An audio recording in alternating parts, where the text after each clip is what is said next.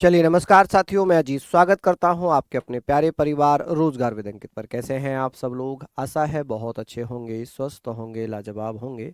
तो जल्दी से लाइव आ जाइए, जुड़ जाइए मेरे साथ। हम लोग बात कर रहे हैं यहाँ पर एक शानदार सेशन की, जिसमें हम लोग पढ़ने वाले हैं राज्य के नीति निदेशक सिद्धांत, DPSP, directive principle of state policy. ठीक है। और हम उन महत्वपूर्ण आर्टिकल्स पर चर्चा करेंगे, महत्वपूर्ण स्टेटमेंट पर चर्चा करेंगे जो आपके एग्जाम में बहुत ज़्यादा पूछे जाते हैं या पूछे जाने की संभावना है। तो सभी साथियों से रिक्वेस्ट है कि आप ज़्यादा से ज़्यादा संख्या में मेरे साथ जुड़ जाएंगे, मेहनत करेंगे और विश्वास रखेंगे कि ये मेहनत आपकी निश्चित सफल होगी। तो सभी साथियों को पुनः गुड मॉर्निंग, राधे राधे, नमस्कार, जय हिंद। हम यहाँ पर बात कर रहे हैं पॉलिटी की, और पॉलिटी में हम पढ़ रहे हैं राज्य के नीति निदेशक सिद्धांत। आप कहेंगे सर राज्य के नीति निदेशक सिद्धांत। ठीक है, नीति निदेशक सिद्धांत, नीति निदेशक सिद्धांत। यहाँ पर हम लोग बात करेंगे, तो सभी साथी मेरे साथ जुड़िए, मेहनत करिए, अच्छे से आप लोग भैया यहाँ पर पढ़िए। ठीक है, जिसे हम क्या बोल सकते हैं? आप कहेंगे सर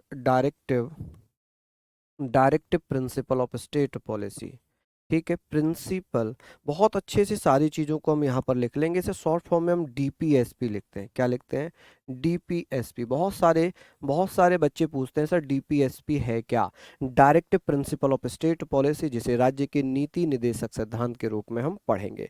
यहाँ तक सारी बातें हम बहुत अच्छे से, महत्वपूर्ण तरीके से, शानदार तरीके से करते हुए चलेंगे। तो सभी को नमस्कार, राधे राधे। जल्दी से आप मेरे साथ जुड़िए। यहाँ हम बात कर रहे हैं राज्य के नीति निदेशक सिद्धांतों की। Good morning, very good morning. लिखा है राज्य के नीति निदेशक सिद्धांत, directive principle of state policy. संविधान के किस भाग में है, कौन से आर्टिकल हैं, क्यों जोड़े गए हैं, इनका पर्पस क्या है, किस उद्देश्य से जोड़े गए हैं, किस देश के संविधान से लिए गए हैं। ठीक है, इस प्रकार के क्वेश्चंस आपके एग्जाम में बहुत ज़्यादा पूछे जाते हैं। क्वेश्चन आएगा कि सर राज्य के नीति निदेशक सिद्धांत संविधान के किस भाग में रखे गए हैं? आप कहेंगे भाग 4 में, अनुच्छेद 36 से लेकर 51 तक। बहुत अच्छी बात है, सबको पता होगा। ये पता है कि ये हमने कहाँ से लिए हैं। हम जब संविधान के स्रोत पढ़ रहे थे तो हमने पढ़ा था कि राज्य के नीति निदेशक सिद्धांत हमने आयरलैंड के संविधान से लिए। कहाँ से? आयरलैंड के संविधान से लिए हैं। ठीक है, तो ये सारी चीजें हम यहाँ पर पढ़ेंगे आयरलैंड के संविधान से। उद्देश्य क्या है? तो 36 से 51 तक। क्या है जी? आप कहेंगे अनुच्छेद 36 से लेकर 51 तक। ठीक है, अनुच्छेद 36 से 51 तक कहाँ से लिए गए? ये आयरलैंड के संविधान से। कहाँ से? आयरलैंड के संविधान से। ठीक है, अब यहाँ पर बातें आती हैं कि सर आयरलैंड ने कहाँ से लिए हैं? जल्दी से बताइए। आयरलैंड ने, ये आप लोग कहेंगे सर ये हमने कहाँ से लिए? आयरलैंड ने, अगर बात हो जाएगी कि सर ये आयरलैंड ने कहाँ से लिए हैं, आयरलैंड ने स्पेन से। कहाँ से? स्पेन से। तो चीजें हमने यहाँ पर पढ़नी है कि सर स्पेन से हमने लिए हैं। ठीक है, बात आती है कल्याणकारी राज्य की स्थापना करना। कल्याणकारी राज्य की स्थापना करना, to establish a welfare state, to establish a welfare state. ये सारी चीजें हमारी यहाँ पर हो गई। समझ में आया आपको कि sir to establish a welfare state की हम बात कर रहे हैं। अब ये बताइए मुझे, ये बताइए कि कल्याणकारी राज्य की स्थापना करना किसका उद्देश्य है? तो आप ये सब चीज़ों को बता सकते हैं, सब चीज़ों को बता सकते हैं कि सर ये हमने पढ़े हैं राज्य के नीति निदेशक सिद्धांतों को इसलिए जोड़ा गया था कि राज्य कल्याणकारी बनाए जाएं, कुछ महत्वपूर्ण व्यवस्थाएं जोड़ी जाएं। अच्छा, इससे संबंधित कुछ कथन हैं, कुछ स्टेटमेंट हैं। और क्या क्या कथन होंगे? कथन यानी कि स्टेटमेंट, स्टेटमेंट। चलिए यहाँ हम पढ़ेंगे, सारी चीज़ों को हम लोग बेहतरीन तरीके से पढ़ लेंगे। अब ये मुझे बताइए, KT साहा, राज्य के नीति निदेशक सिद्धांत ऐसा चेक है जो बैंक की सुविधा के अनुसार अदा किया जाता है। क्या किया जाता है? अदा किया जाता है। तो आप मेरे साथ बताइए, मैं रिवीजन भी कराऊंगा, अभी आपको मैं रिवीजन भी कराऊंगा कि राज्य के नीति निदेशक सिद्धांत, राज्य के नीति निदेशक सिद्धांतों की अगर चर्चा होगी तो आप मुझे बताएंगे कि सर राज्य के नीति निदेशक सिद्धांतों के बारे में हम डिटेल में पढ़ेंगे कि सर कौन से भाग में आते हैं? भाग 4 में। कहां से कहां तक? 36 से 51 तक। कहां से लिए गए? आयरलैंड से। उद्देश्य क्या है? कल्याणकारी बनाना। ठीक है। अब भैया यहाँ पर राज्य के नीति निर्देशक सिद्धांतों से संबंधित स्टेटमेंट हैं, कुछ कथन्स हैं, स्टेटमेंट्स हैं कि कथन क्या है कि केटी साहा कहते हैं राज्य का नीति निर्देशक सिद्धांत ऐसा चेक है जो बैंक की सुविधा के अनुसार अदा किया जाता है। ठीक है। अब यहाँ पर मैं थोड़ा सा आपको रिवीजन करा देता हूँ, मैं यहाँ पर क्या करा देता हूँ, रिवीजन करा देता हूँ। ठीक है, यहाँ पर मैं आपको रिवीजन करा देता हूँ। ठीक है, रिवीजन में आप देखिएगा कि भैया यहाँ देखिए, ये बताइए कि रिवीजन जो डीपीएसपी है, राज्य के नीति निर्देशक सिद्धांत है, इन्हें संविधान के किस भाग में रखा गया है? आप कहेंगे भाग 4 में। कौन कौन से आर्टिकल हो जाएंगे? 36 से लेकर 51 तक हो जाएंगे। ठीक है, 36 से 51 तक। ये कहाँ से लिए गए हैं? आयरलैंड से। कहाँ से लिए गए हैं? आयरलैंड से लिए गए हैं। ठीक है, और आयरलैंड ने कहाँ से लिए हैं? स्पेन से लिए। कहाँ से? स्पेन से लिए। ठीक है, रिवीजन हो रहा है। अब बात आती है कि इनका उद्देश्य क्या है, किस उद्देश्य से जोड़े गए हैं? तो इनका उद्देश्य है कि कल्याणकारी राज्य की स्थापना करना। क्या करना? कल्याणकारी कल्याणकारी राज्य की स्थापना करना। राज्य की स्थापना करना। स्थापना करना। ठीक है, कल्याणकारी राज्य की स्थापना करना। अब ये सारे पॉइंट हमारे हो गए कि कल्याणकारी राज्य की स्थापना करना। अब यहां से आप मुझे बताएंगे कि सर केटी साहा क्या कहते हैं? केटी साहा ने क्या कहा था? केटी साहा ने कहा था डीपीएसपी राज्य के नीति निर्देशक सिद्धांत ऐसा चेक है, ऐसा चेक है जिसे बैंक की सुविधा के अनुसार, ऐसा चेक है, ऐसा चेक ऐसा चेक है जिसे बैंक की सुविधा अनुसार अदा किया जाता है, जिसे बैंक की सुविधा अनुसार अदा किया जाता है। क्या? सुविधा अनुसार। यहां हम पढ़ लेंगे सुविधा अनुसार अदा किया जाता है। अदा किया जाता है। किया जाता है। ये आप लोग भैया बताइए कि सर बैंक की सुविधा के अनुसार अदा किया जाता है। ये आपका रिवीजन हुआ या नहीं हुआ? बताइए, जल्दी से बताइए, क्या ये रिवीजन हुआ या नहीं हुआ? हमने पढ़ लिया कि सर राज्य के नीति निर्देशक सिद्धांत संविधान के भाग 4 में है, 36 से लेकर 51 तक आयरलैंड से लिए हैं। ठीक है, अब आयरलैंड ने कहां से लिए हैं? स्पेन से लिए। कहां से लिए? स्पेन से लिए। अब उद्देश्य क्या है? कल्याणकारी राज्य की स्थापना करना।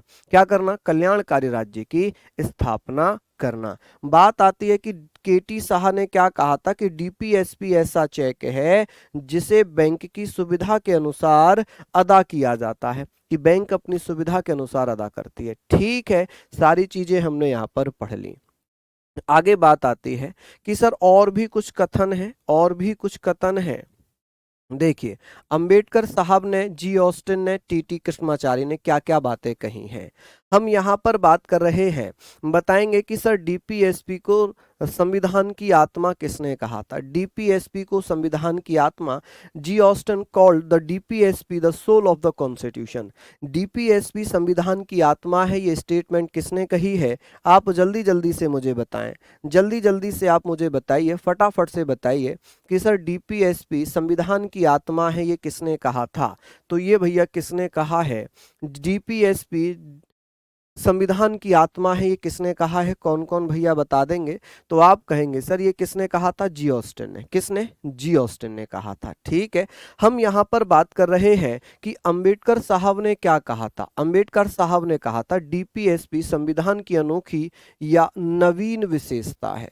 नवीन यानी कि न्यू। ठीक है, अनोखी यानी कि न्यू, यूनिक फीचर कह लें या न्यू फीचर कह लें कि sir DPSP called a unique feature of the Indian constitution. किसके द्वारा ये स्टेटमेंट कहा गया? डॉक्टर भीमराव अंबेडकर के द्वारा। बी आर अंबेडकर साहब ने राज्य के नीति निर्देशक सिद्धांतों को क्या कहा था कि डीपीएसपी एक ऐसा चेक है जिसे जिसे बैंक की सुविधा के अनुसार अदा करते हैं, जो संविधान की आत्मा है, संविधान की अनोखी विशेषता है। तो आप कहेंगे सर संविधान की आत्मा है, ये स्टेटमेंट जी ऑस्टिन ने कहा था। किसने? जी ऑस्टिन, ग्रेवलिन ऑस्टिन पूरा नाम है।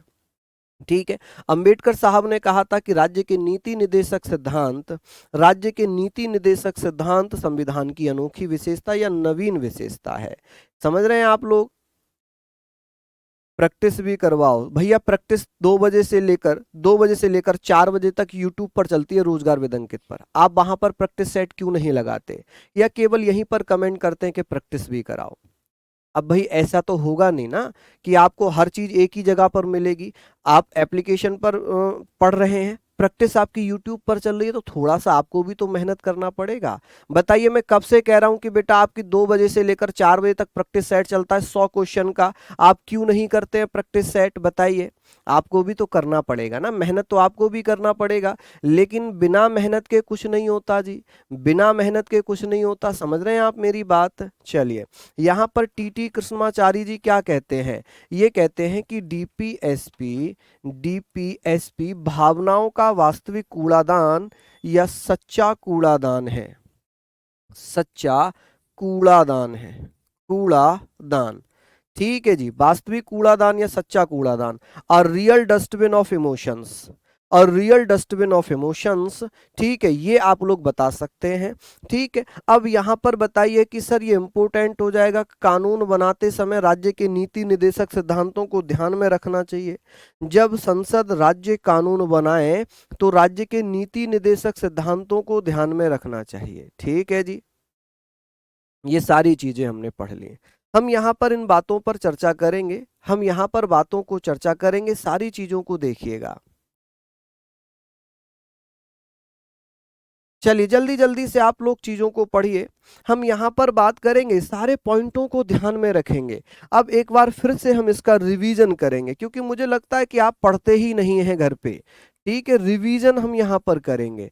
चलिए आप मुझे बताइए कि डीपीएसपी डीपीएसपी संविधान की आत्मा है, किसने कहा था? कमेंट में आंसर होना चाहिए।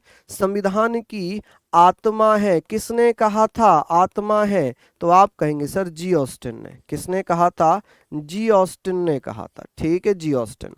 यहां पर हम लिखेंगे कि सर डीपीएसपी डीपीएसपी संविधान की अनोखी विशेषता है या नवीन विशेषता है, किसने कहा था? डीपीएसपी संविधान की अनोखी विशेषता है। क्या है जी?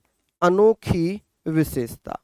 अनोखी विशेषता कह लें, अनोखी विशेषता या नवीन विशेषता। ठीक है जी, क्या? नवीन विशेषता है। चलिए, विशेषता, बहुत बढ़िया, नवीन विशेषता है। ये किसने कहा था? तो ये कहा था भैया, आप कहेंगे सर अंबेडकर साहब ने। किसने कहा था? अंबेडकर साहब ने। तो यहाँ पर आप कहेंगे सर अंबेडकर साहब ने कहा। ठीक है जी, किसने कहा? अंबेडकर साहब ने। यहाँ पर पूछेंगे कि सर डीपीएसपी डीपीएसपी संविधान की या ऐसे कहेंगे डीपीएसपी भावनाओं का वास्तविक कूड़ादान है। भावनाओं का वास्तविक कूड़ादान, वास्तविक कूड़ादान, कूड़ादान, वास्तविक कूड़ादान, या आप यहां पर कहेंगे वास्तविक कूड़ादान, या हम इसे कह सकते हैं सच्चा कूड़ादान है। सच्चा कूड़ादान है, ये किसने कहा था? कूड़ादान। आप मुझे बताइए, कूड़ादान। तो यहां पर हम बात करेंगे, ये कहा था टीटी कृष्णमाचारी ने। किसने? टीटी कृष्णमाचारी। आप कहेंगे सर टीटी कृष्णमाचारी द्वारा ये कहा गया। तो क्या ये 3-4 स्टेटमेंट आपको याद हुए? 3-4 स्टेटमेंट याद हुए? हमने यहाँ पर बात कर ली। हम यहाँ पर बात कर रहे हैं कि मुझे पता है नहीं करते हैं आप रिवीजन, है ना? नहीं करते हैं, तभी तो आपको याद नहीं हो रही है। ये बताइए, छोटे छोटे पॉइंट हैं, इनको भी अगर याद करने में समस्या है तो फिर तो भगवान ही भला कर सकता है। तभी तो मैंने आज से कोशिश की है कि मैं आपको रिवीजन भी कराऊंगा, मैं रिवीजन भी कराऊंगा। ठीक है जी, मैं यहाँ पर आपको रिवीजन भी कराऊंगा। अच्छा, मुझे ये समझ में नहीं आता कि जो मैं पॉलिटी में इंपॉर्टेंट बनाकर पढ़ा रहा हूँ उस पर आपका ध्यान नहीं है। जो मैं सोच रहा हूँ कि ये नहीं आता, जो मैं स्किप करता हूँ, आपका फोकस वहां है। अरे सर ने ये वाले आर्टिकल तो कराए नहीं, यही तो एग्जाम में आएंगे। 33, 34, 35 नहीं कराए, यही एग्जाम में आएंगे। सर ने जो इंपोर्टेंट कराया वो तो आएगा ही नहीं, है ना, वो नहीं आएगा, जो छोड़ दिया वो एग्जाम में आएगा। तो इस भैया मानसिकता को थोड़ा सा बदलना पड़ेगा, थोड़ा सा बदलना पड़ेगा। समझ रहे हैं आप मेरी बात, कि मैं आपको पूरा जो इंपॉर्टेंट होगा वही चीजें कराता हुआ चलूंगा। ठीक है, यहां पर आपने ये चीजें लिख ली, मैंने रिवीजन भी करा दिया। अब बात आती है आर्टिकल्स की। इंपॉर्टेंट है, जो इंपॉर्टेंट होंगे मैं इंपॉर्टेंट लिखता हुआ चलूंगा, जो इंपॉर्टेंट होंगे वो मैं लिखता हुआ यहां पर चलूंगा। ठीक है, समझिए आप मेरी बात। बात आती है अनुच्छेद 36, क्या कहता है? अनुच्छेद 36 में लिखा है राज्य की डीपीएसपी या राज्य की परिभाषा, आप कहेंगे यहां पर राज्य को डिफाइन किया गया है, डेफिनेशन ऑफ स्टेट। और डेफिनेशन ऑफ स्टेट में बता चुका हूं, क्या थी कि सर राज्य जो है भारत को डिनोट कर रहा है, हमारे नेशन को, हमारे देश को रिप्रेजेंट कर रहा है, जिसमें भारत सरकार होगी, राज्य सरकार होंगी, जिसमें संसद होगी, राज्य विधानमंडल होंगे, स्थानीय निकाय होंगे, अन्य निकाय होंगे। ठीक है जी, ये सारे पॉइंट हम पढ़ेंगे। डीपीएसपी किसी भी न्यायालय द्वारा लागू नहीं कराए जा सकते क्योंकि ये वाद योग्य नहीं है। DPSP can not be enforced by any court, they do not have legal power, this is not debatable. ये किस में लिखा है ऐसी व्यवस्था? आप कहेंगे सर ऐसी व्यवस्था लिखी अनुच्छेद 37 में। कितना? अनुच्छेद 37 में। समझ रहे हैं मेरी बातें? समझिए। चलिए, ये सारी चीजें आपने यहां पर लिख ली। मुझे बताइए कोई दिक्कत वाली बात कि सर डीपीएसपी किसी भी न्यायालय द्वारा लागू नहीं कराया जा सकता, ये वाद योग्य नहीं है, DPSP can not be enforced by any court, this is not debatable. तो ये सारी चीजें हम यहां पर बात कर रहे हैं। चलिए बता दीजिए मुझे, कोई दिक्कत, कोई समस्या? चलिए, एक बच्चे ने बहुत अच्छा क्वेश्चन पूछा है, लाजमी क्वेश्चन पूछा है। मैं बात कर रहा हूं अनुज कुमार की। इन्होंने कहा है कि सर नहीं नहीं, अनुज कुमार ने नहीं पूछा था, हाँ ये है कामेश कुमार, ये कह रहे हैं टीटी कृष्णाचारी ने ऐसा क्यों कहा। मैं बहुत अच्छे से ये समझ गया, अब बताता हूं क्यों कहा। डीपीएसपी राज्य के नीति निदेशक सिद्धांत किसी भी न्यायालय ने लागू नहीं कर सकता, यानी कि अगर इनका उल्लंघन भी होगा तो सजा नहीं दी जाएगी। जब सजा नहीं दी जाएगी तो भैया लागू नहीं किया जा रहा, सजा नहीं दी जा रही, तो फिर जोड़ने का फायदा क्या है? इसलिए टीटी कृष्णमाचारी ने कहा था कि भैया तो भावनाओं का कूड़ादान है। हमारी भावनाएं ये कह रही हैं कि अनुच्छेद 40 में ग्राम पंचायतों का गठन है, यदि कोई राज्य ग्राम पंचायत का गठन नहीं कर रहा तो कोई एक्शन नहीं होगा, इसलिए इसे कूड़ादान कहा कि इसको ना तो लागू किया जा रहा है ना उल्लंघन पर सजा दी जा रही है, इसलिए ये कूड़ादान है। अब समझ में आया जी ये बातें? बताइए, अब समझ में आई ये बातें? एक कह रहे मैं थोड़ा लेट जुड़ा, ये भी मेरी गलती है, ये भी मेरी गलती है कि भैया लेट जुड़े, और वो कह रहे हैं कि मैं थोड़ा लेट जुड़ा हूं जी, दोबारा से बताओ। हैं, ये भी मेरी गलती है। चलिए, समझ गए आप लोग यहाँ पर? सारी बातें यहाँ पर आपने समझ ली। हाँ जी अंशुल जी, बिल्कुल अनुच्छेद 12, अनुच्छेद 36, अनुच्छेद 152, 3 आर्टिकल एक जैसे हैं, 3 आर्टिकल एक जैसे हैं। चलिए, ये हमने यहाँ पर पढ़ ली थी बातें। हमने पढ़ा था कि डीपीएसपी जब किसी भी न्यायालय के द्वारा लागू नहीं कराए जा सकते, इनके उल्लंघन पर सजा भी नहीं दी जा सकती, इसलिए टीटी कृष्णमाचारी ने वास्तविक कूड़ाओं का वास्तविक भावना या भावनाओं का वास्तविक कूड़ादान या सच्चा कूड़ादान कहा। ठीक है, अनुच्छेद 38 क्या कहता है? यह कहता है कि राज्य का कर्तव्य है कि वह लोगों के लिए सामाजिक, आर्थिक एवं राजनीतिक न्याय प्रत्येक व्यक्ति के लिए सुनिश्चित करे। It is the duty of state to ensure social, economic and political justice to all the people. ठीक है, कि भैया राज्य का कर्तव्य है कि वह लोगों के लिए सामाजिक, आर्थिक व राजनीतिक न्याय प्रत्येक व्यक्ति के लिए सुनिश्चित करे। ये किस में लिखा हुआ है? अनुच्छेद 38 में। किस में जी? अनुच्छेद 38 में। ठीक है जी। चलिए, लैंग्वेज ऑफ प्रियम्बल कहां से लिया गया? ऑस्ट्रेलिया दिखा रहा है। आपने संविधान के स्रोत नहीं पढ़े क्या? वहां पर ऑस्ट्रेलिया लिखवाया गया है। प्रस्तावना का विचार अमेरिका से लिया गया। बेटा जो चीजें मैंने करा दी हैं उनको पढ़ लो, क्लासेस से पढ़ लो, बहुत समय है अभी। अगर अभी नहीं पढ़े तो फिर पछताने के कुछ नहीं होता, है ना। काचू का जब काचू का फायदा, कौन सा था कबीर जी का दोहा कि काचू का समय पछताना, पता नहीं कुछ ऐसा था कि जब समय बीत जाए तो फिर वर्षा होने से कोई फायदा नहीं है। फसल सूख गई, ऊपर से वर्षा होती रहे, फिर कोई फायदा नहीं है। समझ रहे हैं आप? चलिए फटाफट से रिवीजन करते हैं। रिवीजन कर लेते हैं फटाफट से। चलिए मुझे बताइए अनुच्छेद 36 में क्या लिखा है। राज्य की परिभाषा किसकी, राज्य की परिभाषा किसमें दी हुई है, राज्य की परिभाषा इसमें दी है 36 में। 37 में क्या लिखा हुआ है, 37 में लिखा हुआ है राज्य के नीति निर्देशक सिद्धांत डीपीएसपी को किसी भी न्यायालय द्वारा लागू नहीं किया जाएगा, किसी भी न्यायालय द्वारा लागू नहीं किया जाएगा, न्यायालय द्वारा लागू नहीं किया जाएगा, लागू नहीं किया जाएगा, किया जाएगा। इन्हें वैधानिक शक्तियां नहीं है, इन्हें वैधानिक शक्तियां नहीं है, वैधानिक शक्तियां नहीं है, शक्तियां नहीं है।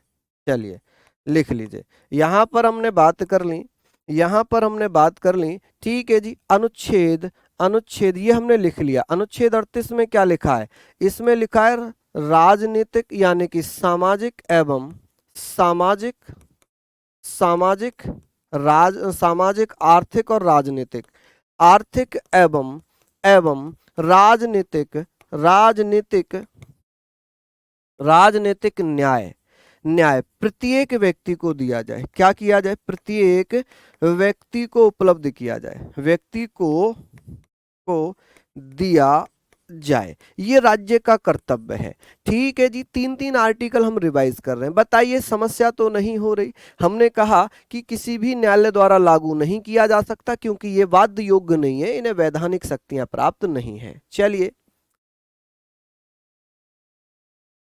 अच्छा, पछताने से क्या मिला जब चिड़िया चुग गई खेत, नहीं वो तो गुरु नानक जी ने कहा था, राम की चिड़िया राम का खेत, खाओ चिड़ियों भर भर पेट, ये नहीं है। काश वो कुछ ऐसे था।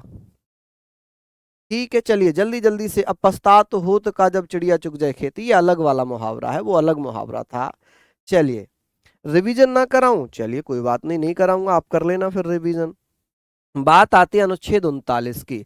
39 में लिखा है सामाजिक एवं आर्थिक कल्याण को बढ़ावा देना। देखिए अनुच्छेद 38 और 39 दोनों में राज्य को कल्याणकारी बनाने की बात की गई है।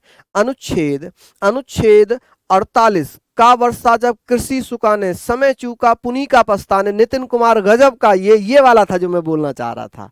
चलिए बहुत बढ़िया, हमने पढ़ना है, हमने पढ़ना है कि सामाजिक, सामाजिक एवं आर्थिक कल्याण को बढ़ावा देना अनुच्छेद किसमें, 39 में। और ये बढ़ावा दिया कैसे जाएगा, तो मैंने 2 आर्टिकल इसके लिखे हैं जो सबसे ज्यादा पूछे जाते हैं। जैसे 39 का कहता है कि सभी को समान रूप से न्याय और आर्थिक रूप से जो कमजोर व्यक्ति है उन्हें निःशुल्क विधिक सहायता मिलनी चाहिए। वहीं 39 डी या घ कहता है कि स्त्री और पुरुषों को समान कार्य के लिए समान वेतन मिले। ठीक है, तो ये भी कल्याणकारी बनाने की बात कर रहा है और अनुच्छेद 38 भी कल्याणकारी बनाने की बात कर रहे हैं।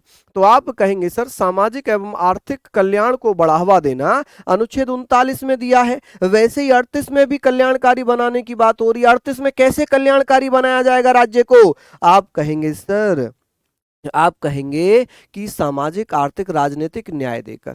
वहीं 39 में सामाजिक आर्थिक कल्याण को बढ़ावा देकर। कैसे, सभी को समान रूप से न्याय, आर्थिक रूप से कमजोर व्यक्तियों को निःशुल्क विधिक सहायता। ठीक है, अनुच्छेद 39 डी में क्या लिखा है, ग में क्या लिखा है, स्त्री और पुरुषों को समान, समान कार्य के लिए समान वेतन, समान कार्य के लिए समान वेतन।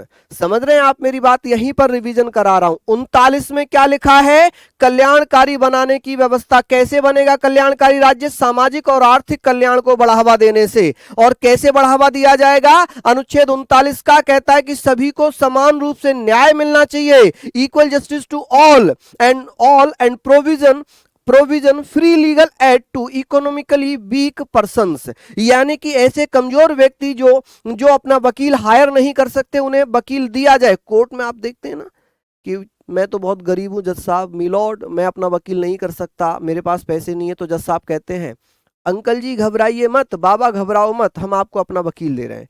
ठीक है, तो वो जो सरकारी वकील दिया जाता है वो यहां से मिलता है, लेकिन वो दिया ही जाएगा ये कंपलसरी नहीं है। ठीक है, वो कोर्ट के ऊपर डिपेंड करता है, वो कोर्ट के ऊपर डिपेंड करता है। ठीक है, क्वेश्चन आएगा कि निम्नलिखित में से किस अनुच्छेद में कहा गया है कि स्त्री एवं पुरुषों को समान कार्य के लिए समान वेतन दिया जाए। ऑप्शन ए अनुच्छेद 40, ऑप्शन बी अनुच्छेद 39A, ऑप्शन सी अनुच्छेद 39D, ऑप्शन डी इनमें से कोई नहीं। तो आप कहेंगे सर 39D, 39 घ। ठीक है जी, समझ रहे हैं आप? हाँ जी, याद तो पूरा करना पड़ेगा। चलिए, अब बात आती है यहां पर हम पढ़ेंगे, यहां पर हम पढ़ लेंगे अनुच्छेद 40 में क्या दिया है। अनुच्छेद 40 कहता है ग्राम पंचायतों का गठन, फॉर्मेशन ऑफ ग्राम पंचायत। कि सर ग्राम पंचायतों का गठन, ग्राम पंचायतों का गठन, फॉर्मेशन ऑफ ग्राम पंचायत। ठीक है जी, चलिए जल्दी जल्दी से बताइए। फॉर्मेशन ऑफ ग्राम पंचायत के बारे में बात कर रहे हैं तो ये सारे पॉइंट बहुत अच्छे होंगे कि सर अनुच्छेद 41 में क्या दिया है, अनुच्छेद 39 में क्या दिया है, यहां पर हम बातें करेंगे। सभी नागरिक अपनी योग्यता के अनुसार रोजगार व शिक्षा पा सकेंगे। ठीक है, तो हम लोग यहां पर बात करेंगे कि सभी नागरिक अपनी योग्यता के अनुसार रोजगार व शिक्षा पा सकेंगे। ठीक है, पा सकें। All citizen can get employment and education according to their ability. ठीक है जी, यहां पर हम सारी चीजों को अच्छे से पढ़ रहे हैं, लिखो।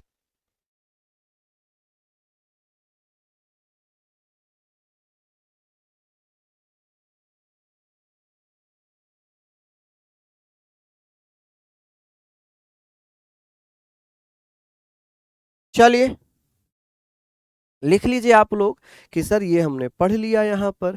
अब बात आती है कि सर जैसे सभी नागरिक अपनी योग्यता के अनुसार रोजगार व शिक्षा पा सकें। आपने देखा होगा मनरेगा चला था, नरेगा मनरेगा, अनुच्छेद 41 और 43 में उनकी व्यवस्था थी कि जो मनरेगा था उसमें 100 दिन का रोजगार हुआ करता था, 365 दिन में 100 दिन दिया जाएगा। लेकिन जी राम जी, नरेगा का नाम बदलकर जी राम जी कर दिया गया, जिसमें 125 दिन का रोजगार है। क्या है जी, 125 दिन रोजगार दिया जाएगा। समझ रहे हैं आप मेरी बात?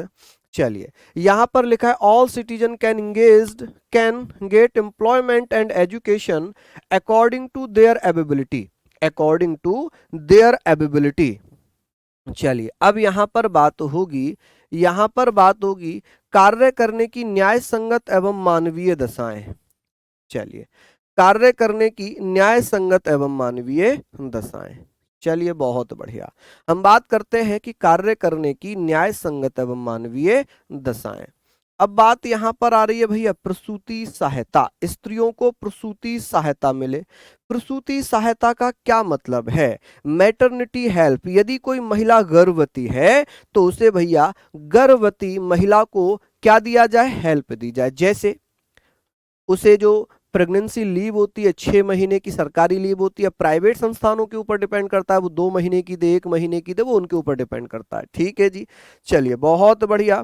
स्त्रियों को प्रसूति सहायता, मैटरनिटी हेल्प टू वुमन, यहां पर हम बात कर लेंगे। ठीक है जी, चलिए हमने यहाँ पर सारी चीजों को बेहतरीन तरीके से पढ़ा। मैं एक बार रिवाइज कराऊं, अनुच्छेद 40 में क्या लिखा है, ग्राम पंचायतों का गठन या पंचायतों का गठन। पंचायतों का गठन किस में है, अनुच्छेद 40 में। पंचायतों का गठन किस में है, अनुच्छेद 40 में है। अनुच्छेद 41 कहता है कि सभी नागरिक अपनी योग्यता के अनुसार रोजगार व शिक्षा पा सकते हैं। अनुच्छेद 42 कहता है कि कार्य करने की न्याय संगत मानवीय दशाएं, ऐसी स्थितियां, ऐसी परिस्थितियां हो जहां पर मनुष्य काम कर पाए, ना तो बहुत ज्यादा सर्दी हो, ना बहुत ज्यादा गर्मी हो, ना बहुत ज्यादा बदबू आ रही हो, है ना।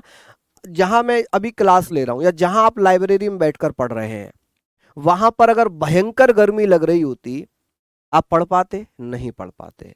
ठीक है, वहां लाइट ही नहीं होती, क्या आप पढ़ पाते? नहीं पढ़ पाते। वहां बहुत ज्यादा बदबू आ रही होती, क्या पढ़ पाते? नहीं पढ़ पाते। तो ऐसी स्थितियां होनी चाहिए, ऐसी स्थितियां होनी चाहिए जिसमें जिसमें आप आराम से काम कर पाएं, आराम से बैठकर रिवीजन कर पाएं, आराम से बैठकर पढ़ पाएं।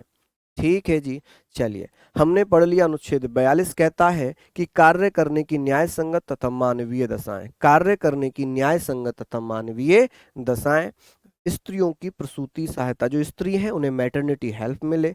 ठीक है, जो गर्भवती महिलाएं हैं उन्हें भैया क्या मिले, उन्हें उन्हें भैया 6 महीने की, जो सरकारी मैं बता रहा हूँ, 6 महीने की छुट्टी मिले, 6 महीने तक उनका वेतन पूरा है। यदि वो 6 महीने और एक्सटेंड करना चाह रही हैं, कोई कॉम्प्लिकेशंस आ रहे हैं, तो 6 महीने तक उनकी और नेक्स्ट 6 महीने में जो है आधी सैलरी भी आई। ये सरकारी मैं बता रहा हूँ, प्राइवेट संस्थानों में अलग अलग रूल्स होते हैं, वो अलग अलग चीजें रहती हैं। ठीक है, आगे चलते हैं अनुच्छेद 43 में। अनुच्छेद 43 कहता है कि सभी मजदूरों को जीवन निर्वाह के लिए उचित मजदूरी मिले। All labour get fair wages for living. कि भैया जितने भी मजदूर हैं, चाहे वो कृषि कार्यों में लगे हैं, चाहे वो औद्योगिक कार्यों में लगे हैं, ठीक है, जो औद्योगिक कार्यों में लगे हैं, कृषि कार्यों में लगे हैं, जितनी वो मजदूरी कर रहे हैं, उन्हें उसके लिए, जितना वो काम कर रहे हैं उसके लिए उचित मजदूरी मिलनी चाहिए। क्या होना चाहिए? उचित मजदूरी मिलनी चाहिए। ठीक है, यहां पर हम बात कर रहे हैं all labours get fair wages for living. तो यहां पर हम ये बात कर रहे हैं सारी चीजों को लेकर, सारी चीजों को लेकर ये अच्छे से आप मुझे बताइए। प्रसूति मतलब गर्भवती, मैटरनिटी भैया, यहाँ लिखा तो था मैंने मैटरनिटी। प्रसूति मतलब जब महिला गर्भवती हो जाती है, जब बच्चा होने वाला होता है, ठीक है, जब प्रेग्नेंट होती है। या मैटरनिटी लिखा तो है इंग्लिश में भी। थोड़ा शॉर्ट में बताओ, इससे ज्यादा शॉर्ट नहीं हो सकता जी, बहुत शॉर्ट बता दिया मैंने, इससे ज्यादा शॉर्ट क्या होगा इसको। हाँ, मैं ये बढ़ाकर बता सकता था कि कृषि और उद्योग में लगे हुए मजदूरों को जीवन निर्वाह के लिए उचित मजदूरी मिलनी चाहिए, मैंने उसको शॉर्ट कर दिया। मैंने लिखा कि सभी मजदूरों को जीवन निर्वाह के लिए उचित मजदूरी मिल पाए। All labour get fair wages for living. ठीक है, अनुच्छेद 40 का क्या कहता है? इसमें लिखा है कर्मचारियों को औद्योगिक संस्थानों के प्रबंधन में भागीदार बनाया जाए। कि सर जो कर्मचारी हैं, जो कर्मचारी हैं, इन्हें क्या बनाया जाए? Employ can be made partners in management of industrial institutions. समझ रहे हैं आप मेरी बातें, है ना? चलिए, यहां पर हमने बात करनी है, हम बात करेंगे कि सर जो कर्मचारी हैं, जितनी भी कंपनियां हैं, फैक्ट्रियां हैं, उनमें लेबर यूनियन होते हैं, मजदूर संघ होते हैं। मजदूर संघ से ही डिस्कस करने के बाद कोई भी कंपनी अपना रूल रेगुलेशन बना सकती है। ऐसा नहीं है कंपनी मनमानी तरीके से अपने रूल रेगुलेशन बना दे, ऐसा नहीं होगा। कंपनी अपनी मर्जी से रूल रेगुलेशन नहीं बना सकती, ठीक है, वो लेबर से, जो लेबर यूनियन के हेड होते हैं, प्रेसिडेंट होते हैं, वो बनाएंगे। ठीक है, हमने ये सारी चीजें पढ़ ली। मजदूरी, लीजिए मजदूरी, ठीक है जी। हमने पढ़ा कि सर यहाँ पर कर्मचारियों को ये कब जोड़ा गया था? आप कहेंगे सर ये 42वें संविधान संशोधन अधिनियम 1976 द्वारा जोड़ा गया था। अब बात आती है 43 ख, राज्य सहकारी समितियों का गठन। देखिए, राज्य में सहकारी समितियां बनाई जाएंगी, कोऑपरेटिव सोसाइटीज लाइक विशाल मार्ट, बी मार्ट, अपना बाजार, सस्ता बाजार, सहकारी, जिला सहकारी समिति, इस प्रकार से जो समितियां बनाई जाती हैं, समितियां बनाई जाती हैं। चलिए, तो हमने पढ़ा कि सर इसे कब जोड़ा गया, इसे कब जोड़ा गया है? आप कहेंगे सर इसे 57वां संविधान संशोधन, कॉन्स्टिट्यूशनल अमेंडमेंट एक्ट 2011, 2011 द्वारा इसे जोड़ा गया है। ठीक है, अच्छा, 2011 के द्वारा मूल अधिकारों में भी एक आर्टिकल जोड़ा था 19(1)(c). 19(1)(c) में सहकारी समितियों का गठन करना, राज्य सहकारी समितियों का गठन करना मूल अधिकार भी है। ठीक है, क्या है? मूल अधिकार भी है। यहां पर हमने बात करनी है। चलिए, 43 जो है, 43 में ये आर्टिकल और जोड़े गए हैं। ठीक, चलिए, इसीलिए तो अनुच्छेदों की संख्या मूल 395 ही है, लेकिन उनमें जब ये सब क्लोज जोड़ दिए गए हैं तो इनसे जुड़ जुड़कर संविधान में आर्टिकल्स की संख्या हो गई है 470। क्या हो गई है? 470। ठीक है जी, चलिए, बहुत बढ़िया, यहां तक हमने पढ़ लिया, यहां तक हमने पढ़ लिया। चलिए, मजदूरों को जीवन निर्वाह के लिए उचित मजदूरी मिले, कहाँ लिखा है? 43 में। 44 का कहता है कि कर्मचारियों को औद्योगिक कार्यों में भागीदार बनाया जाए, जो भी रूल रेगुलेशन बने वो मजदूरों से पूछ कर बनाए जाए, उनमें भागीदारी होनी चाहिए। 43 का कहता है राज्य सहकारी समितियों का गठन। चलिए, लिख लीजिए, कौन जोड़ता है? संसद। ये किसके द्वारा संविधान संशोधन किए जाते हैं? संसद के द्वारा। ये संशोधन कौन करेगा? संविधान में संशोधन कौन करेगा? संसद, पार्लियामेंट करेगा।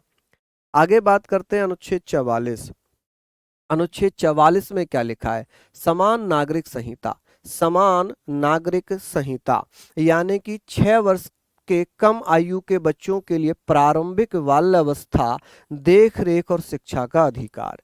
ठीक है, देख रेख और शिक्षा का अधिकार। आप कहेंगे sir right to early childhood care and education for children below the age of 6 year. देखिए, एक संविधान संशोधन हुआ था, 86वां संविधान संशोधन अधिनियम 2002। इसमें 2 आर्टिकल जोड़े थे 86 के संविधान संशोधन 2002 के द्वारा। एक जोड़ा था 21A, जो शिक्षा का अधिकार 6 वर्ष से कम आयु का है। इसमें पहले हुआ करता था 6 साल से लेकर 14 साल के बच्चों को शिक्षा का अधिकार, जिसे 86वें संविधान संशोधन अधिनियम 2002 के द्वारा अनुच्छेद 21A में मूल अधिकार बना दिया। क्या बना दिया? मूल अधिकार बना दिया। जब मूल अधिकार बन गया तो भैया बात ये आई कि भैया वो तो मूल अधिकार है, यानी कि अब 6 साल से 14 साल तक तो 21A में चले गए। तो यहाँ पर क्या है, जो 6 साल से कम है उनकी बाल्यावस्था की देखरेख, प्रारंभिक बाल्यावस्था की देखरेख, और 6 वर्ष से कम आयु के बच्चों की शिक्षा, जो आंगनवाड़ी केंद्रों में की जाती है। किसमें? आंगनवाड़ी केंद्रों में की जाती है। अनुच्छेद 46 SC/ST के आर्थिक एवं शैक्षणिक विकास की बात की गई है। शेड्यूल्ड कास्ट, शेड्यूल्ड ट्राइब्स, अनुसूचित जाति, अनुसूचित जनजाति के आर्थिक और शैक्षणिक विकास की बात किसमें? अनुच्छेद 46 में। किसमें है? अनुच्छेद 46 में। यहां पर हम बात कर रहे हैं, सारे पॉइंटों पर अच्छे से मेहनत कर रहे हैं। नेक्स्ट यहां पर हम बात करेंगे कि सर अनुच्छेद 47 में क्या? नशीले पदार्थों पर प्रतिबंध एवं पोषण स्तर में सुधार। नशीले पदार्थों पर प्रतिबंध एवं पोषण स्तर में सुधार कि जो 6 साल से 0 से 6 साल के बच्चे हैं, इनको पोषण स्तर मिलना चाहिए। इन्हें क्या मिलना चाहिए जी? इन्हें पोषण मिलना चाहिए। क्या मिलना चाहिए जी? चलिए, यहां पर हम बात करेंगे जी, जो 0 से 6 साल के बच्चे हैं, इन्हें न्यूट्रिशन, आप कहेंगे सर, आप बताएंगे ban on narcotics and improvement in nutritional level, कि जैसे दलिया दिया जाता है आंगनवाड़ी केंद्रों में, चने दिए जाते हैं, ठीक है, चने, दलिया, ये सब पोषण स्तर में सुधार करने के लिए दिए जाते हैं। और ये कौन से आर्टिकल में है? अनुच्छेद 47। अनुच्छेद 48 में क्या लिखा है? कृषि एवं पशुओं की सुरक्षा, कि भैया कृषि और पशुओं की सुरक्षा अनुच्छेद 48 में है। इसमें गौवंश की हत्या पर भी रोक है। गौवंश की हत्या पर रोक, गौवंश की हत्या पर रोक, गाय बछड़ा बछिया पर रोक, ठीक है, जो गाय से गौवंश है उनकी हत्या पर रोक लगेगी। अनुच्छेद 48 कहता है कि भैया कृषि का संरक्षण होना चाहिए और पशुओं की सुरक्षा होनी चाहिए। अनुच्छेद 48 का इसे जोड़ा गया था 42वें संविधान संशोधन 1976 में, ठीक है। पर्यावरण संरक्षण तथा वन और वन्य जीवों की रक्षा, लिखा है environment protection and protection of forest and wild life, ठीक है। चलिए, बहुत शानदार, लाजवाब। तो सारी चीजों को हम लोग अच्छे से पढ़ रहे हैं, ठीक है। हाँ जी, पंजीरी और हलवा भी देते हैं, ये तो मुझे नहीं पता, लेकिन मुझे ये पता है कि दलिया और चने वगैरह मिलते थे, क्योंकि जब हम गांव में रहते थे तो मैं देखता था गांव में चने और दलिया वगैरह खूब बांटे जाते थे। चलिए, आगे बात आती है अनुच्छेद 49 की। अनुच्छेद 49 में लिखा हुआ है राष्ट्रीय एवं ऐतिहासिक स्मारकों की रक्षा, protection of national and historical monuments. जैसे इंडिया गेट राष्ट्रीय है, राष्ट्रीय इमारत है इंडिया गेट, वैसे ही जैसे लाल किला है, ताजमहल है, ये ऐतिहासिक स्मारकें हैं। तो इनकी सुरक्षा करने की जो जिम्मेदारी है वो राज्य को दी गई है। कौन से आर्टिकल में? आर्टिकल 49 में। किस में? 49 में। चलिए जल्दी से बताइए, हमने पढ़ा है अनुच्छेद 49 कहता है राष्ट्रीय एवं ऐतिहासिक स्मारकों की रक्षा। 48 का कहता है पर्यावरण संरक्षण तथा वन्य जीवों की रक्षा। 48 कृषि एवं पशुओं की सुरक्षा। अनुच्छेद 47 नशीले पदार्थों पर प्रतिबंध एवं पोषण स्तर में सुधार। क्या है जी? पोषण स्तर में सुधार। चलिए लिख लीजिए, यहां पर लिखिए नहीं विकास जी, सारे नहीं करने हैं, मैं सेलेक्टेड कराऊंगा, लेकिन आप में से फिर पूछने लग जाते हैं आपने ये क्यों छोड़ दिए, है ना। जैसे एक दो बच्चे कंटिन्यू पढ़ नहीं रहे, वो 33 34 35 क्यों छोड़ दिए, हाँ एग्जाम में तो यही पूछे जाएंगे। ओ, और जब मैं पूरे कराऊं, अरे सर आप पूरे क्यों करा रहे हो, इतना हम याद कैसे करेंगे, और जब छोड़ दो, आप छोड़ क्यों रहे हो, हम यही आएंगे एग्जाम में। तो समस्या तो सब तरफ से है ना जी, समस्या तो सब तरफ से है। चलिए लिख लीजिए, आगे बात आ गई, आगे बात आ जाती है जी अनुच्छेद 50। अभी रिवीजन भी कराऊंगा। अनुच्छेद 50 में कार्यपालिका एवं न्यायपालिका को अलग करने की व्यवस्था है, separation of executive and judiciary. ठीक है, कि कार्यपालिका का काम अलग है, न्यायपालिका काम।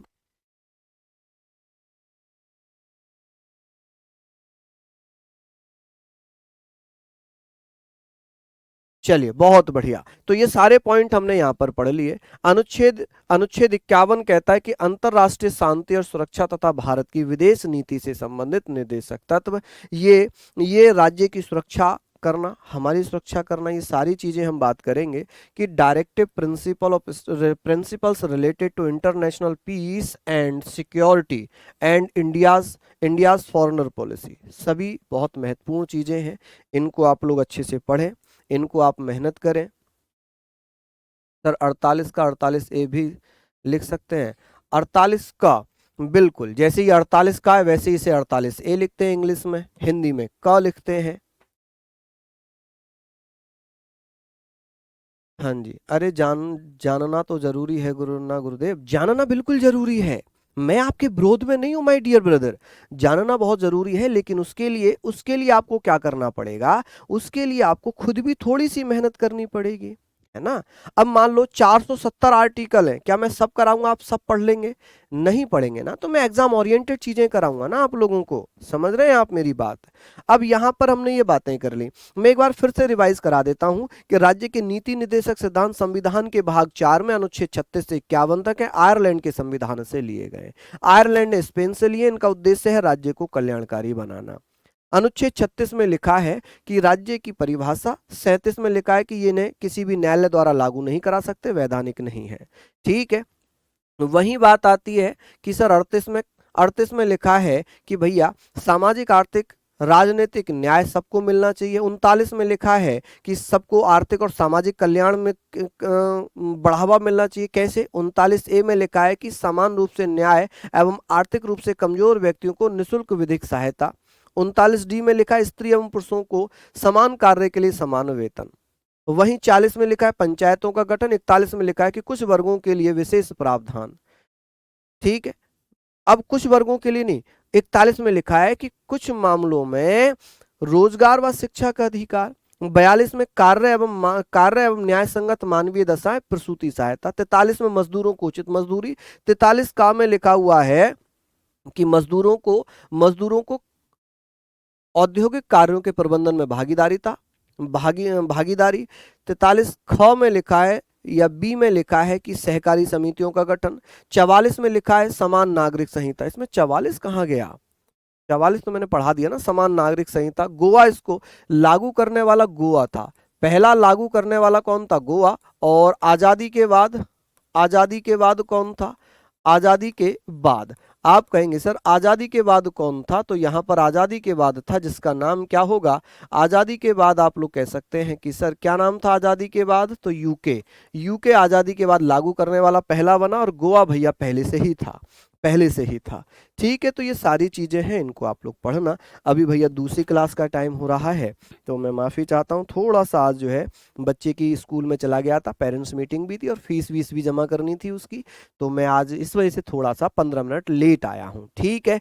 तो मैं माफी चाहता हूँ, जरूरी काम था, वो भी जाना पड़ता है। तो फिर मिलेंगे कल आप लोगों से मौलिक कर्तव्यों के साथ। जय हिंद, जय भारत।